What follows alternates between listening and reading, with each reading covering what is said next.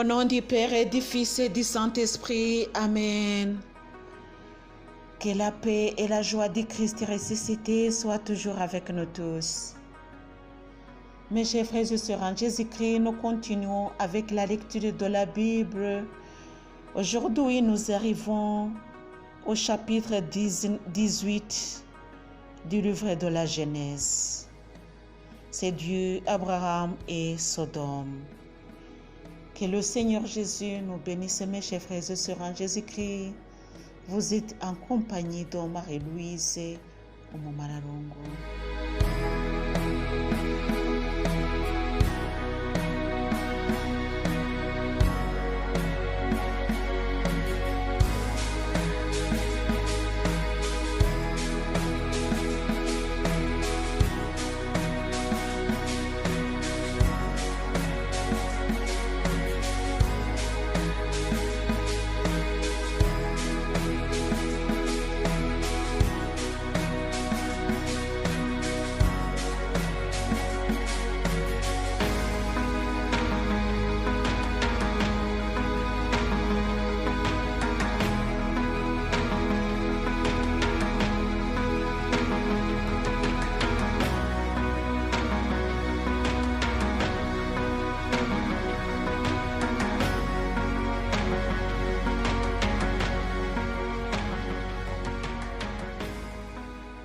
Apparition de Mamré. Le Seigneur apparut à Abraham au chêne de Mamré, alors qu'il était assis à l'entrée de la tente dans la pleine chaleur du jour. Il leva les yeux et aperçut 3 hommes debout près de lui. À leur vue, il courut de l'entrée de la tente à leur rencontre, se prosterna à terre et dit: Mon Seigneur, si j'ai pu trouver grâce à tes yeux, veille ne pas passer loin de ton serviteur. Qu'on apporte un peu d'eau pour vous laver les pieds et reposez-vous sous cet arbre. Je vais apporter un morceau de pain pour vous réconforter avant que vous alliez plus loin, puisque vous êtes passé près de votre serviteur. Ils répondirent: Fais comme tu l'as dit. Abraham se hâte vers la tente pour dire à Sarah: Vite, pétris 3 mesures de fleurs de farine et fais de galettes. Et il y court au troupeau, en prendre un veau bien tendre. Il le redonne au garçon qui se hâte de la prêter. Il y prit du quai, du lait et le veau préparé qu'il plaça devant eux.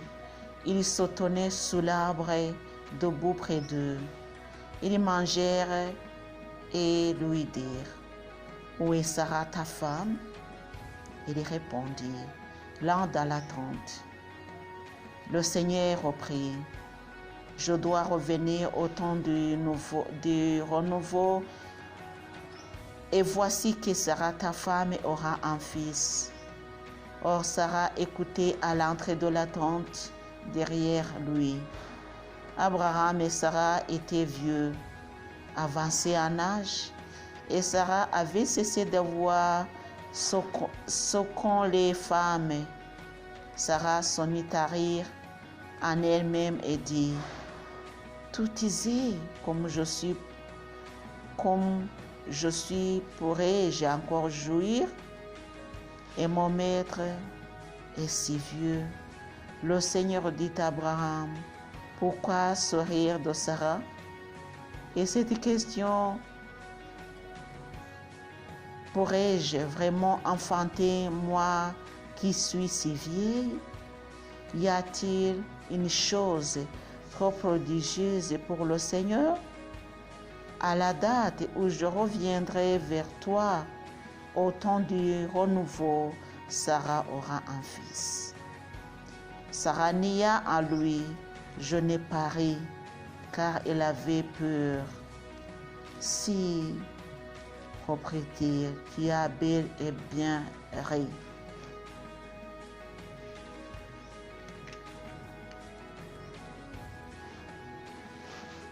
Intercession d'Abraham.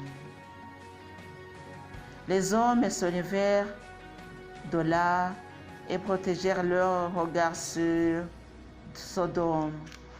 Abraham marche avec eux pour prendre congé. Le Seigneur dit, vais-je cacher à Abraham ce que je vais faire?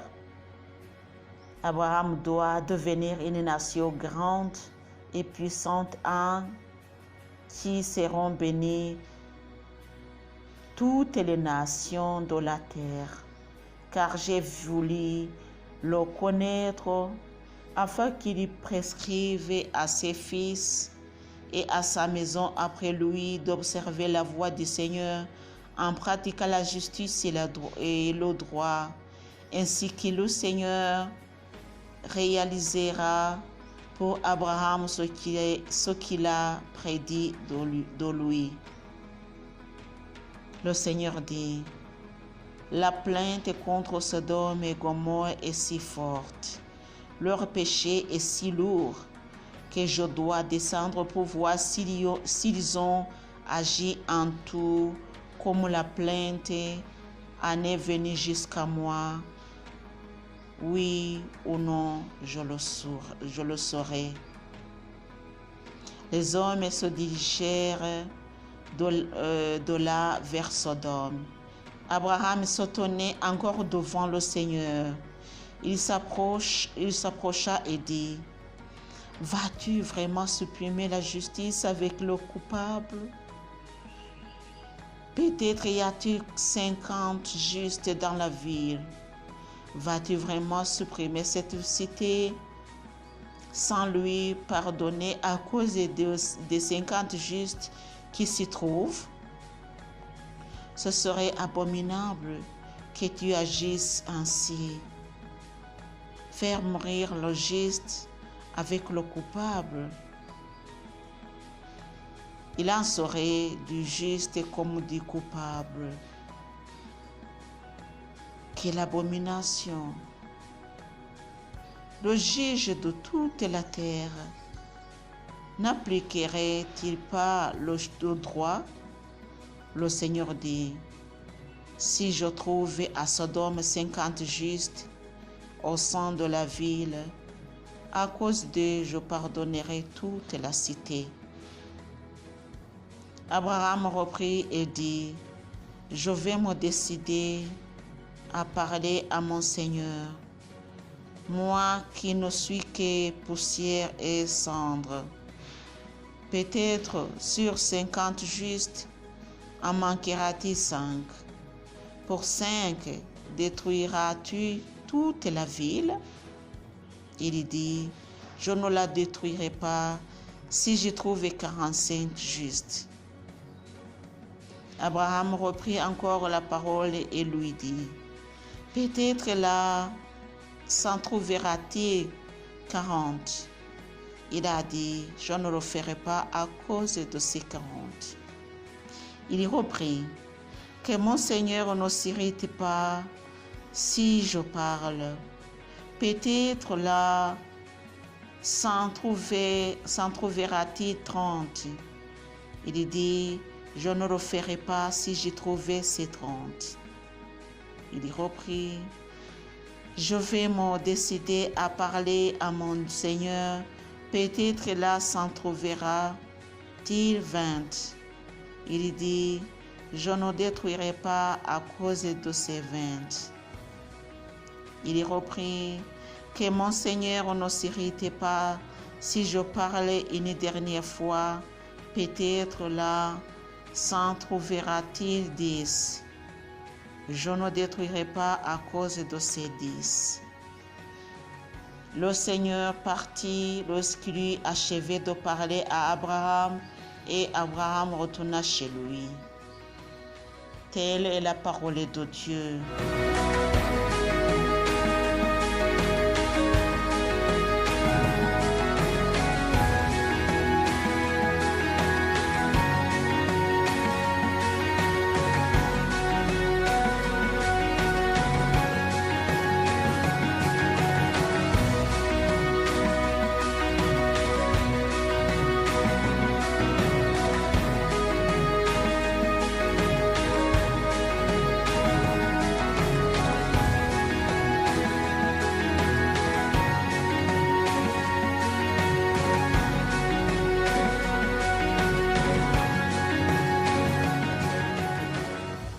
Mes chers frères et sœurs en Jésus-Christ,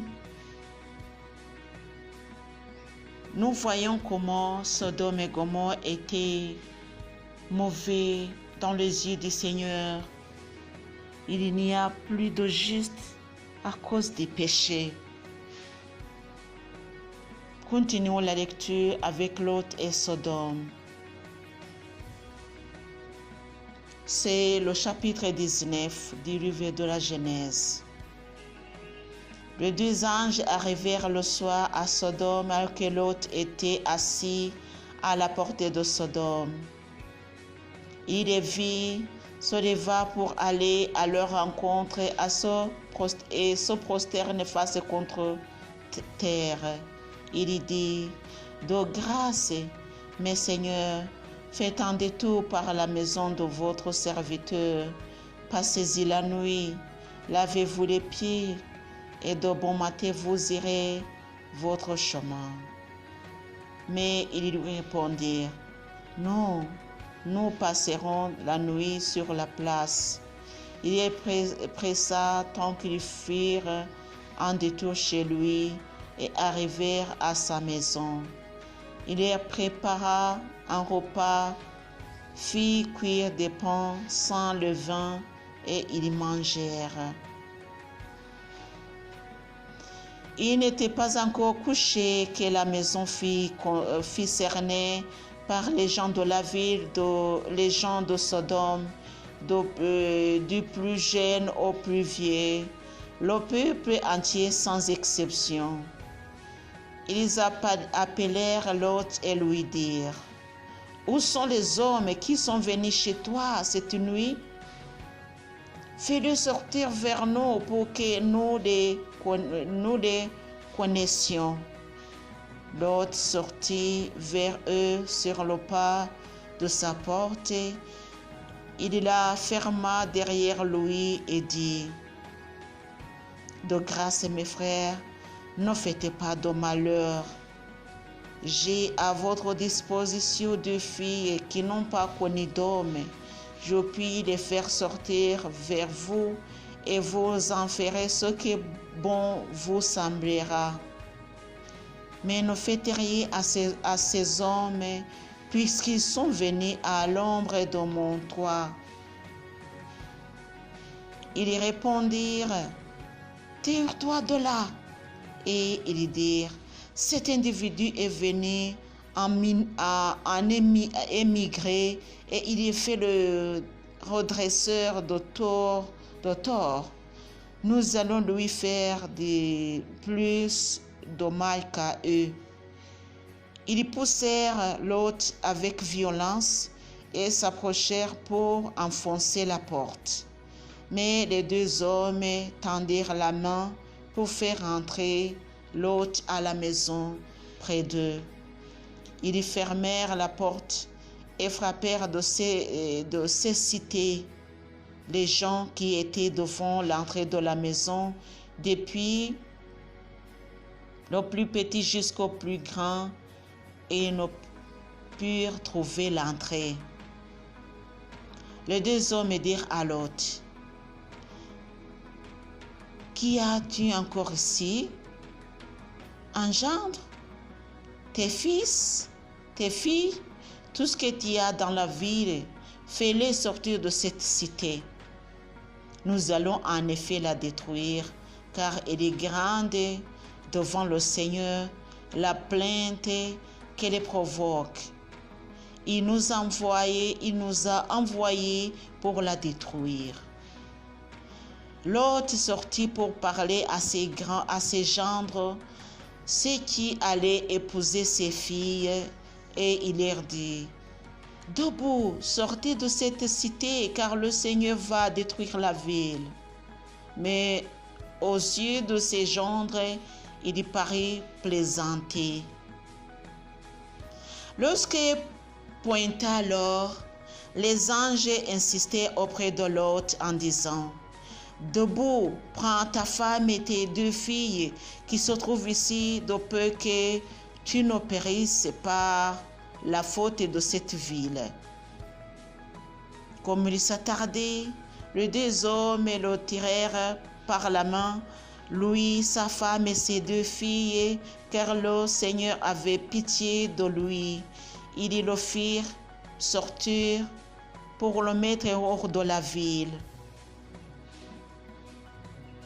Comme ils le menaient dehors, ils dirent à Lot: Sauve-toi, il y a de ta vie.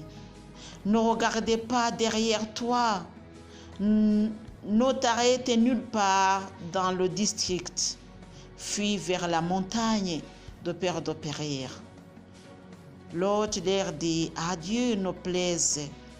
Voici ton serviteur a trouvé grâce à tes yeux, et tu as usé envers moi une grande amitié en me conservant la vie.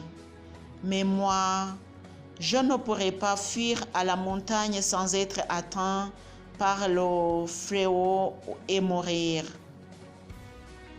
Voici cette vie assez proche pour y fuir et insignifiante. Je voudrais m'y réfugier. N'est-ce pas demander peu de choses pour rester en vie? Il lui répondit: Vois, je te fais encore cette faveur et je ne bouleverserai pas la vie dont tu me parles.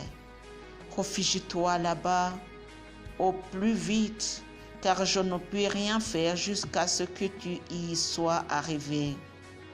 C'est pourquoi on appelle cette ville Koar.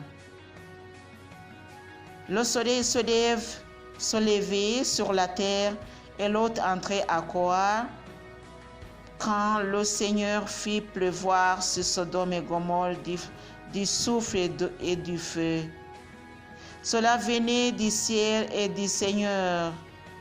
Il bouleversa, sévir tout le district, tous les habitants des villes et la végétation du sol. La femme de Lot regarda en arrière et elle est devant une colonne de sel. Abraham se rendit de bon matin au lieu où il s'était tenu devant le Seigneur, et portant son regard sur Sodome, Gomorrhe et tout le territoire du district. Il regarda et vit qu'une fumée montait de la terre comme la fumée d'une falaise. Or, quand Dieu détruisit les villes du district, il se souvint d'Abraham et il y retira Lot au cœur du fléau quand il bouleversa les villes où Lot habitait. Lot et ses filles. Lot monta de Koar pour loger à la montagne et ses 2 filles l'accompagnaient. Il craignait en effet d'habiter Koar et il logea dans une caverne, lui et ses 2 filles. L'aîné dit à la cadette: Notre père est vieux et il n'y a pas d'homme dans le pays pour venir à nous selon la coutume du pays tout entier. Allons, faisons boire du vin à notre père et nous coucherons avec lui pour donner vie à une descendance ici de notre père. Et ils firent boire du vin à leur père à cette nuit-là, Et l'aîné vint coucher avec son père, qui n'eut conscience ni de son coucher, ni de son lever. Or, le lendemain, l'aîné dit à la cadette, « Vois, j'ai couché la nuit derrière avec mon père. Faisons-lui boire du vin cette nuit encore, et tu iras coucher avec lui. Nous aurons donné vie à une descendance ici de lui. » Cette nuit encore, ils firent boire du vin à leur père. La cadette alla coucher avec lui.